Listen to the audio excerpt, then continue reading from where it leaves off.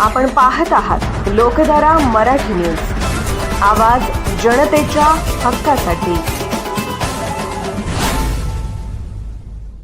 आणि सर्व पक्षाच्या वतीनं, सर्व संघटनांच्या वतीनं आज या ठिकाणी रस्ता रोको करण्यात आलेला आहे।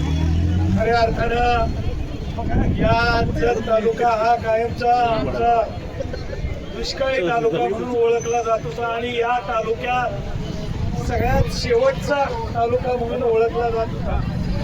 आणि विधानसभेच्या वेळेस जे काही आपले राज्याचे मुख्यमंत्री इथे येऊन गेले आणि त्यांनी सांगितलं की बाबा जत तालुका हा शेवटचा मतदारसंघ आहे, त्याला 1 नंबरला आणलं। पण खऱ्या अर्थानं या तालुक्यात येताना वेगवेगळ्या लोकांना वेगवेगळे आश्वासनं देत असताना या तालुक्यातल्या सर्वसामान्य लोकांना किंवा सर्वसामान्य शेतकऱ्यांना काय आणि कशाची गरज आहे हे खरं प्रामुख्यानं दिलं पाहिजे। आणि आज आमच्यावर 2 वर्षानंतर सुद्धा आज दुष्काळाची परिस्थिती एवढ्या मोठ्या प्रमाणावर आज येत असताना सुद्धा आज तालुक्यात 6% फक्त पाऊस झालेला आहे। आणि त्या माध्यमातून या सर्वसामान्य शेतकऱ्यांना अशी जमदाडे साहेबांनी सांगितलं आणि नानांनी सांगितलं की या तालुक्यात आपल्याला पाहिजे काय तर प्रामुख्यानं पाणी, आणि पाण्यानंतर आम्हाला MSCB पाहिजे, आणि MSCB नंतर आरोग्य, शिक्षण या पद्धतीचं आम्हाला काम पाहिजे। पण इथं आल्यानंतर आम्हाला या सर्वसामान्य शेतकऱ्यांना काय दाखवलं जाते? तो प्राणी संग्रहालय कुणी मागणी केली होती का? केली होती का कुणी? आणि काल आमचा आज रस्ता रोका आहे म्हटल्यानंतर विद्यमान आमदारांना वेळ मिळाला आणि जाग आली, त्यांनी काय केलं? कुठं पाणी जात आहे तिथं फोटो सेशन मात्र आज या निमित्तानं केला। पण खऱ्या अर्थानं फोटो सेशन पेक्षा खऱ्या अर्थानं त्यांनी प्रशासनाला या ठिकाणी जागा आणायला पाहिजे होती। आतापर्यंत जे काही जुलै महिन्यात आज या निमित्तानं मैशाळची योजना चालू झाली, मैशाळची योजना चालू होत असताना हे फुल फ्लेजनं जे काही पाणी आलं ते पाणी कुठं गेलं? त्यावेळेस आमच्या जत तालुक्यात पाऊस होता का? ते आमच्यात पाणी मिळायला पाहिजे होतं का? तर मिळायलाच पाहिजे होतं, पण गेलं कुठं पाणी?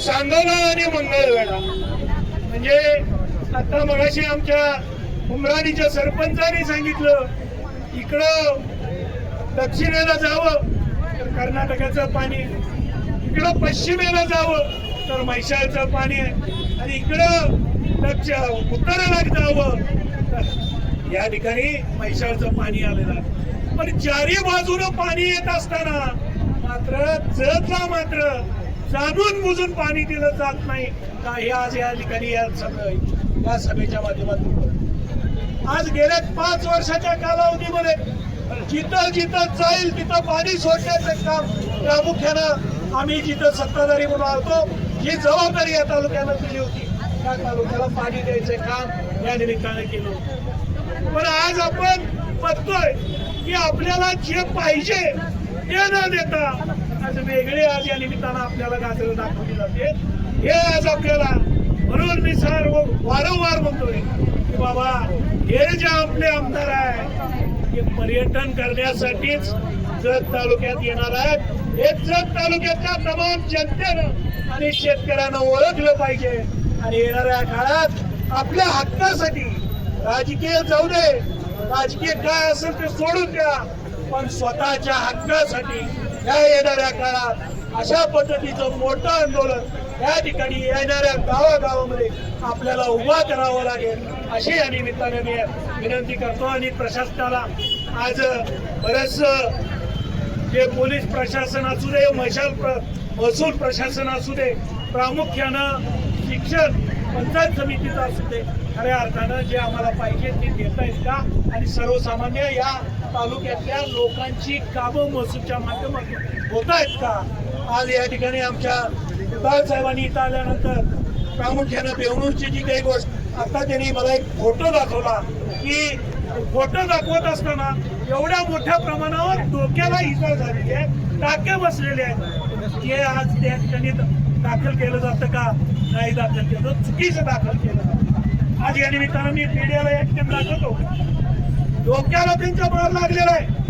आज त्याचं मोठ्या प्रमाणावर त्याला इजा झालेली आहे. आज काल एक आमच्या माजी सरपंचांनी कटरे किल्ल्याच्या त्या ठिकाणी मला काल रात्री फोन केला होता की दादा पांढरेवाडीची लोक आज घुसून आमच्या घरात घुसून महिलांना या ठिकाणी मारताय. ते मी 112ला फोन केले असताना सुद्धा आज गाडी इथं आलेली नाही. आणि मग परत त्यांना सगळ्यांना मिटवायचं म्हणून पोलीस स्टेशनला बोलवलं गेलं जातंय आणि जवळजवळ 11:30 पर्यंत त्यांना बसवायचं काम केलं आहे पोलीस स्टेशनच्या माध्यमातून झालेलं.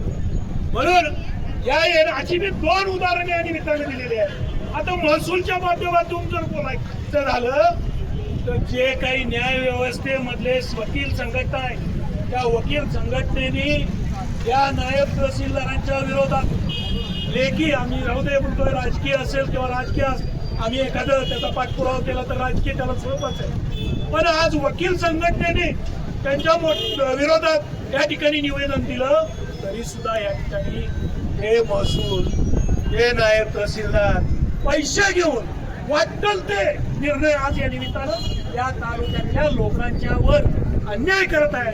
हे आज या ठिकाणी आपण सगळ्यांनी ओळखलं पाहिजे. म्हणून जास्त न बोलता येणाऱ्या काळात आपल्याला पक्ष तेन बाजूला ठेवून हे आंदोलन या ठिकाणी तीव्र केलं पाहिजे. आणि ती तीव्र करण्याची नितांत गरज या तालुक्यातल्या सर्वसामान्य लोकांना आहे.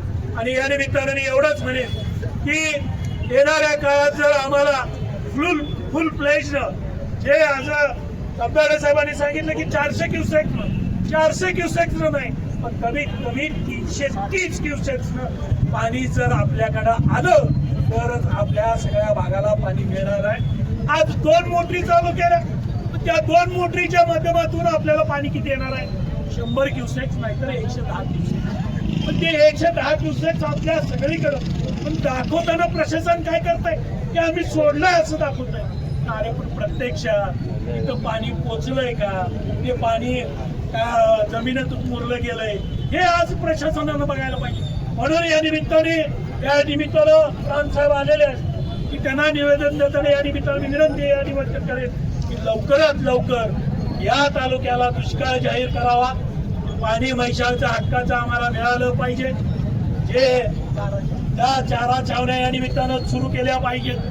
जे महसूल विभागात मोठ्या प्रमाणात गोंधळ चालू आहे तो मिटला पाहिजे. पोलीस प्रशासनाला या ठिकाणी आम्ही जागर करतोय की त्यांना योग्य ते आम्ही म्हणणार नाही की आम्ही सांगितलेल्या माणसाकडनं तुम्ही न्याय घ्या, पण ज्या माणसाला अन्याय झालाय त्याला या ठिकाणी न्याय देण्याचं काम त्यांनी करावं. आणि त्याचबरोबर आज जत तालुक्यात मोठ्या प्रमाणावर अवैध धंदे सुरू आहेत, त्या अवैध धंद्याच्या माध्यमातून सर्वसामान्य लोकांना त्याचा त्रास व्हायला त्याची दादागिरी आज या निमित्तानं आपल्याला बघायला मिळाली. म्हणून येणाऱ्या काळात तुम्हाला सगळ्यांना मनापासून विनंती केलं अशा पद्धतीचं आंदोलन आपल्याला गावोगावी या ठिकाणी उभा करावा लागेल. एवढंच या निमित्तानं आपल्याला विनंती करतो आणि थांबतो. प्रस्ताव वाटप करण्यासाठी या ठिकाणी आपण रस्ता रोको केलेला आहे. त्या रस्ता रोकोमध्ये बऱ्याच लोकांनी महत्त्वाच्या मागण्या मांडलेल्या आहेत. महत्त्वाचा पाण्याचा प्रश्न होता तोही बऱ्याच लोकांनी व्यवस्थित मांडलेला आहे. दुष्काळाचा प्रश्न होता तो पण बऱ्यापैकी मांडलेला आहे. आपल्याला दुष्काळामध्ये ज्या सवलती आहेत त्या शेतकऱ्यांना दिल्या पाहिजे. पाणी जे आहे ते सोडलं पाहिजे व्यवस्थित. आतापर्यंतच्या कारकिर्दीमध्ये म्हैसाळ टप्प्यामध्ये कायमचं पाणी आपल्याला आलेलं आहे. नेमकं या नवीन आमदाराच्या कारकिर्दीमध्येच पाणी आपल्या तालुक्याला मिळत नाही, त्याची दखल आपण सगळ्यांनी घेतली पाहिजे. आज जरा शांत बस येते आवाज. आज सगळ्या लोकांनी अतिशय व्यवस्थितपणे पोटतिडकीनं आपले प्रश्न मांडलेले आहेत. ते काय ते सगळे प्रश्न मांडत नाही, पण त्या सगळ्या प्रश्नाशी आम्ही सहमत आहोत. हे जे मी एकच प्रश्न महत्त्वाचा मांडणार आहे तो म्हणजे जत तालुक्यातील पोलीस स्टेशन्स किती अवैध धंदे करतात तर किती हप्ते घेत येतं याची आकडेवारी मी सांगणार आहे. हॅलो,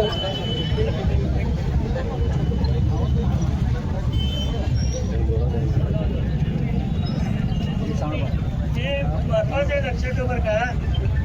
पट्टा हप्ता आहे, 2 लाख रुपयाचा हप्ता आहे. सगळं पोलीस स्टेशन आलं बरं काय. आता अंतर्भाग टेबल कुठं चालू आहे, कोल्हापूर, कुरवाड, मुंबई, रामोटे आणि माझ्या स्वतःच्या गावामध्ये त्याचा जवळजवळ 60 लाख रुपयाचा हप्ता आहे पोलीस स्टेशनला. ऑनलाईन मटका म्हणजे लोटो हे नवीन प्रकार आहे. दर 6 तासाला ते मटक्याचे आकडे देतात. ते ऑनलाईन लोटो नावाचा मटका आहे. तालुक्यात 25 ठिकाणी चालू आहे. त्यात जत 7 ठिकाणी, जत 12 ठिकाणी चालू आहे. त्याचा हप्ता आहे 2.5 लाख रुपये. आता 3 पाणी रमी जत शेअर सकट हप्ता 2.5 लाखाचा आहे. 3 पाणी शेगाव रोडवर, औंधी रोडवर तिथे एक चालू आहे, 50,000 रुपयाचा हप्ता आहे. आता जवळजवळ जत पोलीस स्टेशनला 70 लाख रुपयाचे हप्ते त्या 2 नंबर धंदेवाल्याकडे गोळा केले जातात आणि ते त्याला वाटले जातात. आता दुसरे काय महत्त्वाचं इथं त्याच्या व्यतिरिक्त अनेक हप्ते जे उकळी मिळ दारू असेल किंवा पान मसाला जे असतात ते गुटखा वगैरे ते सुद्धा आहेत. आणि मगाशी एक उदाहरण दिलं, एक उदाहरण सांगतो तुम्हाला.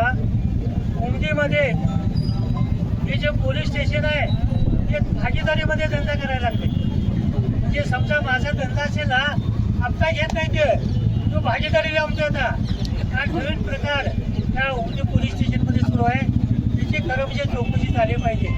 म्हणजे 2 नंबरवाल्याबरोबर पोलीस स्टेशनचे लोक 2 नंबर करायला लागले. त्यामुळे जनतेला न्याय मिळणं अवघड आहे. आणि हे जर सगळं दुरुस्त करायचं असेल तर इथल्या पोलीस स्टेशनला आम्ही सगळे म्हणजे ते आजीकडे जाऊन सांगून आले. त्याचा काय फरक पडतोय का बघूया. जर फरक नाही पडला तर आपल्याला नावानिशी त्यांच्या पोलीस स्टेशनसमोर तहसीलदार किंवा हे असेल सगळ्याच्या समोर आपल्याला तिथे रस्ता रोको करावा लागेल.